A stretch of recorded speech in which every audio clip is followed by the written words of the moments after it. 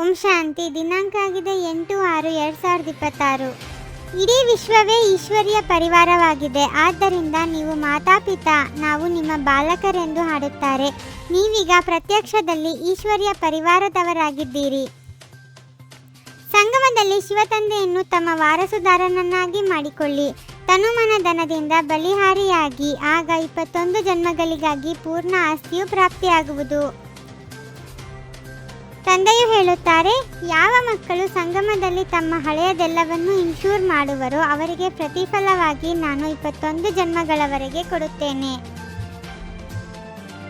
ಭಗವಾನ್ ವಾಚ, ನಾನು ನಿಮಗೆ ರಾಜಯೋಗವನ್ನು ಕಲಿಸುತ್ತೇನೆ. ಶ್ರೀಮದ್ ಭಗವದ್ಗೀತೆಯು ಮುಖ್ಯವಾಗಿದೆ.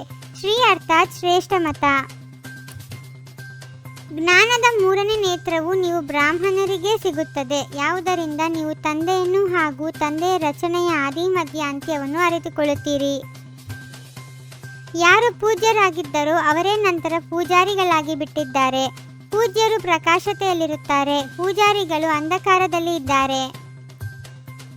ನಿರಾಕಾರ ತಂದೆಗೆ ಎಲ್ಲರೂ ಪರಮಪಿತನೆಂದು ಹೇಳುತ್ತಾರೆ.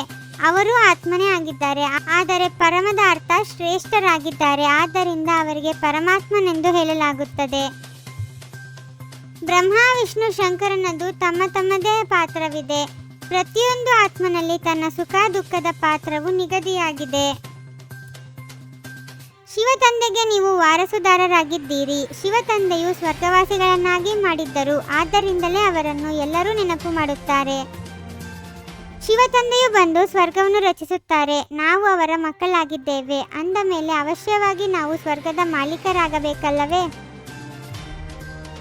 ನಾವಾತ್ಮರು ಪರಮಧಾಮ ನಿವಾಸಿಗಳಾಗಿದ್ದೇವೆ. ನಂತರ ದೇವತಾ ಕುಲದಲ್ಲಿ ಬರುತ್ತೇವೆ. 84 ಜನ್ಮಗಳಲ್ಲಿ ಬರುತ್ತೇವೆ. ನಾವಾತ್ಮರೇ ವರ್ಣಗಳಲ್ಲಿ ಬರುತ್ತೇವೆ. ಈ ಸಮಯದಲ್ಲಿ ನಾವು ಪ್ರತ್ಯಕ್ಷ ರೂಪದಲ್ಲಿ ಈಶ್ವರಿಯ ಸಂತಾನರಾಗಿದ್ದೇವೆ. ಈ ಸಹಜ ರಾಜ್ಯಯೋಗ ಮತ್ತು ಜ್ಞಾನದಿಂದ ನಮಗೆ ಅಪಾರ ಸುಖ ಸಿಗುತ್ತದೆ. ಯೋಗದಿಂದಲೇ ಆಯಸ್ಸು ವೃದ್ಧಿಯಾಗುತ್ತದೆ, ವಿಕರ್ಮಗಳು ವಿನಾಶವಾಗುತ್ತದೆ. ಪತಿತರಿಂದ ಪಾವನರಾಗಲು ಮತ್ಯಾವುದೇ ಉಪಾಯವಿಲ್ಲ.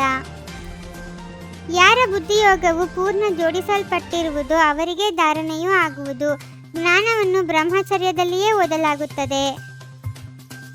ತಂದೆಯು ಹೇಳುತ್ತಾರೆ, ಗೃಹಸ್ಥ ವ್ಯವಹಾರದಲ್ಲಿರುತ್ತಾ ಕಮಲ ಪುಷ್ಪ ಸಮಾನರಾಗಬೇಕಾಗಿದೆ. ಎರಡೂ ಕಡೆ ನಿಭಾಯಿಸಬೇಕಾಗಿದೆ. ಮಾಯೆಯು ಪದೇ ಪದೇ ಹಿಂದೆ ಬೀಳುತ್ತದೆ. ಇದರಲ್ಲಿ ಎಚ್ಚರಿಕೆಯಿಂದಿರಿ. ಇದರಲ್ಲಿ ಯಾವುದೇ ವಿಕರ್ಮ ಮಾಡಬೇಡಿ. ಶ್ರೀಮತದಂತೆ ನಡೆದಾಗಲೇ ಶ್ರೇಷ್ಠರಾಗುವಿರಿ. ಆತ್ಮ ಮತ್ತು ಶರೀರ ಎರಡನ್ನೂ ಪಾವನ ಮಾಡಿಕೊಳ್ಳಲು ದೇಹ ಸಹಿತವಾಗಿ ಏನೆಲ್ಲವೂ ಇದೆಯೋ ಎಲ್ಲವನ್ನೂ ತಂದೆಗೆ ಅರ್ಪಣೆ ಮಾಡಿ ಅವರ ಶ್ರೀಮತದಂತೆ ನಡೆಯಬೇಕಾಗಿದೆ. ಮಾತಾಪಿತರ ಸಿಂಹಾಸನಕ್ಕೆ ಅಧಿಕಾರಿಗಳಾಗಲು ಸ್ವಯಂವನ್ನು ಯೋಗ್ಯರನ್ನಾಗಿ ಮಾಡಿಕೊಳ್ಳಬೇಕಾಗಿದೆ. ಯೋಗ್ಯರಾಗುವುದಕ್ಕಾಗಿ ಮುಖ್ಯವಾಗಿ ಪವಿತ್ರತೆಯನ್ನು ಧಾರಣೆ ಮಾಡಿಕೊಳ್ಳಬೇಕಾಗಿದೆ. ಸಂಗಮಯುಗದಲ್ಲಿ ಅತೀಂದ್ರಿಯ ಸುಖದ ಅನುಭವ ಮಾಡುವಂತಹ ಡಬಲ್ ಪ್ರಾಪ್ತಿಯ ಅಧಿಕಾರಿ ಭವ. ಯಾವ ಮಕ್ಕಳು ಸಂಗಮಯುಗದಲ್ಲಿ ಅತೀಂದ್ರಿಯ ಸುಖದ ಅನುಭವ ಮಾಡುತ್ತಾರೆಯೋ ಅವರಿಗೆ ಸದಾ ಶಾಂತಿ ಹಾಗೂ ಖುಷಿಯ ಡಬಲ್ ಪ್ರಾಪ್ತಿಯ ನಶೆ ಇರುತ್ತದೆ. ಒಬ್ಬರಿನೊಬ್ಬರ ಸಂಸ್ಕಾರಗಳನ್ನು ತಿಳಿದುಕೊಂಡಿದ್ದರೂ ಅವರೊಂದಿಗೆ ಮಿಲನಸಾರವಾಗಿ ನಡೆಯುವುದೇ ಉನ್ನತಿಯ ಸಾಧನವಾಗಿದೆ. ಓಂ ಶಾಂತಿ. 21 ಜನ್ಮಗಳಿಗೆ 21 ಪರಮಾತ್ಮನ ಮಹಾವಾಕ್ಯಗಳನ್ನು ಆಲಿಸಿ ಹಾಗೂ ನಿಮ್ಮದೇ ಆದ ಈ ಚಾನಲ್ಗೆ ಲೈಕ್ ಮಾಡುವುದನ್ನು ಮರೆಯದಿರಿ.